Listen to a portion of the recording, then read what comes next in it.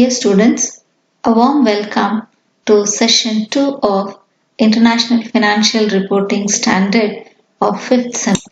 This is second session of Unit 1, Introduction to IFRS. In the previous session, we had a discussion about meaning, introduction relating to International Financial Reporting Standard.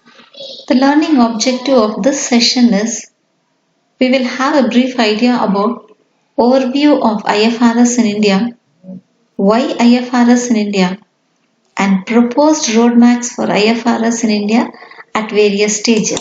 By the end of this session, your students will have a clear clarity and understand regarding relevance of IFRS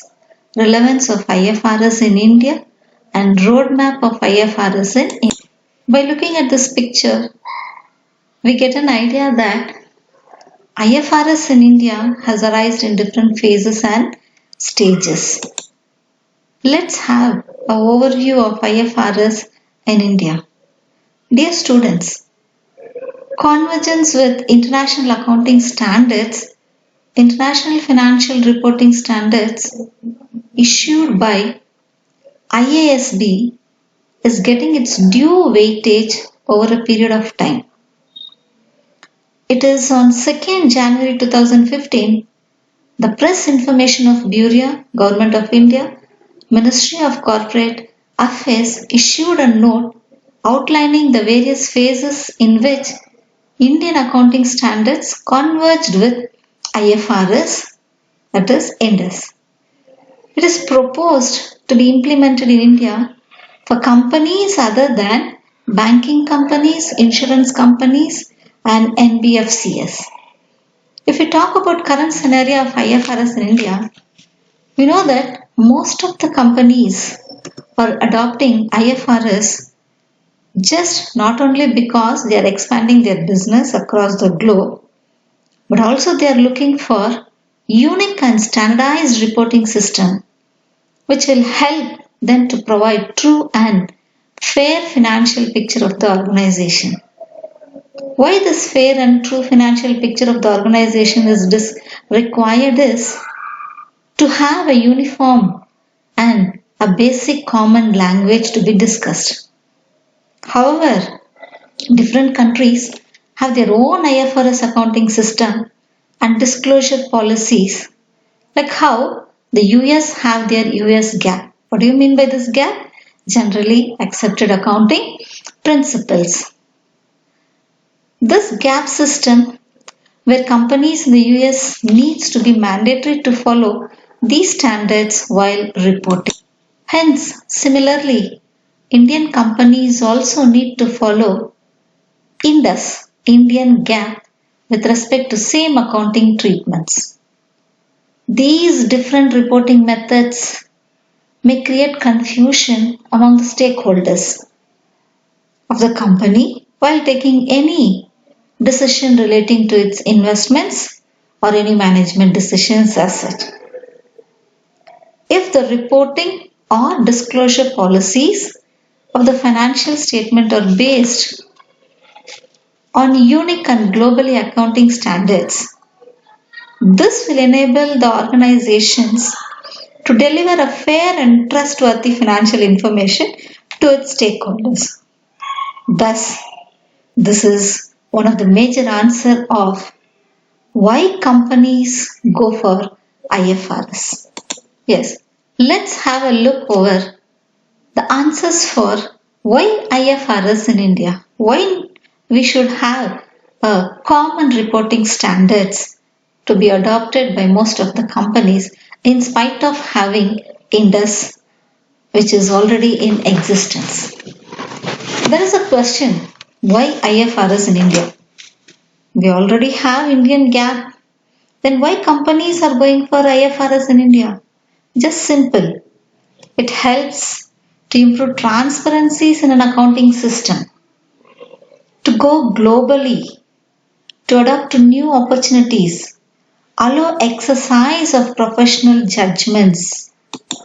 IFRS also becoming rare because it has some limitations also. We know that every merit has its own demerits if we compare with other concepts or policies as such. Since Indian GAAP is having its own demerits, IFRS took an opportunity to be replaced by it. IFRS are increasingly being recognized as global reporting standards for preparation of financial statements as such. Hence, also as global markets become increasingly integrated, many countries, not many countries, most of the countries are adopting IFRS system in their preparation of financial statements. More than 100 countries have already got permission to use IFRS in their countries. Then, now let's have a look about what are the phases of IFRS in India. The proposed roadmap for IFRS in India are in three phases: phase 1, phase 2 and phase 3. In phase 1, Indus will be mandatory applicable to most of the companies for periods beginning on or after 1st April 2016 with comparatives for the period ending 31st March 2016 or thereafter. Companies whose equity or debt securities are listed or in the process of listing on any stock exchange in India or outside India and whose net worth is 50 crores INR or more, as well as companies having net worth of 500 crores INR or more than those covered above comes under this category. Holding, subsidiary, joint venture or associate companies of companies also are covered under this phase 1.